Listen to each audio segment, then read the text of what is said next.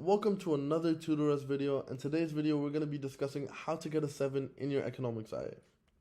Now, the first thing we're going to be looking at is the actual importance of your internal assessments. And I know what some of you might be thinking, they're only worth around 20% of your final grade, so they're not that important. But you need to look at it in the sense of you want to put yourself in the best possible position when going into those final exams. Not only this, but it's also a great opportunity for you to talk about topics that you're genuinely interested in. And the more interested you are in a topic, the more likely that you're going to engage with the content. But being engaged isn't the only thing that you need to get that 7. So stick around and maybe, just maybe, you'll pick up 1 or 2 tips on how to get that 7 in your IA. So the first step, and one of the most important steps, is actually choosing your article. So when researching for the article that you want to discuss, don't overcomplicate it and look for ones that are straightforward. Don't choose any articles that are overly analytical, because this means that the analysis has already been done for you. You would essentially just be rewriting the article in your own words, which wouldn't help you get that 7 because you're not showing the marker that you understand the content. You also want to choose the topic that you're going to be discussing before picking the article, because it's so much easier when you know what topic you're looking for to find the article that you want to discuss. Like I said, you also want to put yourself in the strongest possible position, so choose a topic that you're comfortable discussing, a topic that you already enjoy learning about, and one that you understand well from your syllabus. Now, the second point is the actual content of the article. Whatever article you end up choosing has to have enough information for you to analyze. The internal assessments are there to test your understanding of the subject and its real-world applications. If you choose an article that you can't properly analyze, then you're missing the whole point of the assessment. You also have to make sure that the article you choose is simple. You only have 750 words, and that's not enough for you to analyze several different topics or policies within the same article.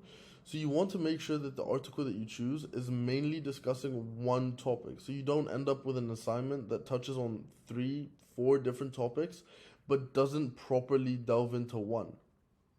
Now, that's what you need to do when looking for the article. When it comes to actually writing the assignment, I find it best to split it into 4 different paragraphs. Defining your key terms, listing and explaining your advantages, listing and explaining disadvantages, and your final paragraph, which is your conclusion. Now, for the first paragraph, you need to be very careful as to which economic concepts you're going to define. Like I said, you only have 750 words, which isn't a lot. You want to define the main economic terms that you're going to be discussing for your article. For example, if you're writing your IA and you find that you're starting to define terms such as supply, demand, and price, then you're doing the wrong thing. Also, another point is that when you're defining your key terms, try and write them in your own words. Don't just copy and paste whatever Google says or whatever definitions written in your textbook. Show the marker that you understand the topic and that you can define it in relation to the article that you've chosen. It shows them that you have a grasp and you have extensive knowledge regarding the topic. The second paragraph is listing and explaining the advantages. The more in depth you're able to explore an advantage, the fewer advantages you're going to have to list. Ideally, per assignment, you should have around 2 to 3 advantages. But there are cases where you might have one advantage, but you delve into it thoroughly.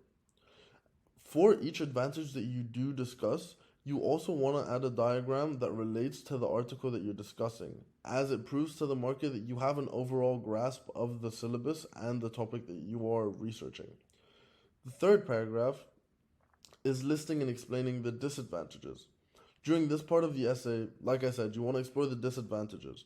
The main thing you do need to focus on is making sure that you explain the disadvantages, why they exist in relation to the material and the article that you've chosen to discuss. Also, if the IA you're writing is on policies, it might even be good for you to suggest different policy options and explain why they may give you a better result than the current policies which are in place. This shows the marker that you have an overall understanding of the topic and of the IA that you have written. The final paragraph you're writing is your conclusion. During your conclusion, you should reflect on the listed advantages and disadvantages. Chances are both arguments don't carry equal weight, and you're going to have to lean towards one side more. If you're leaning more towards the disadvantages, you may want to briefly mention the alternative policy that you've mentioned before, just to show that you do understand what you're talking about. So those were just a few of the tips that we have at tutorUs for how to get a 7 in your economics IA. If you have any other questions or you want to find out more, don't hesitate to visit our website. We do offer a 15-minute free session, and maybe one of our tutors can help you get that 7.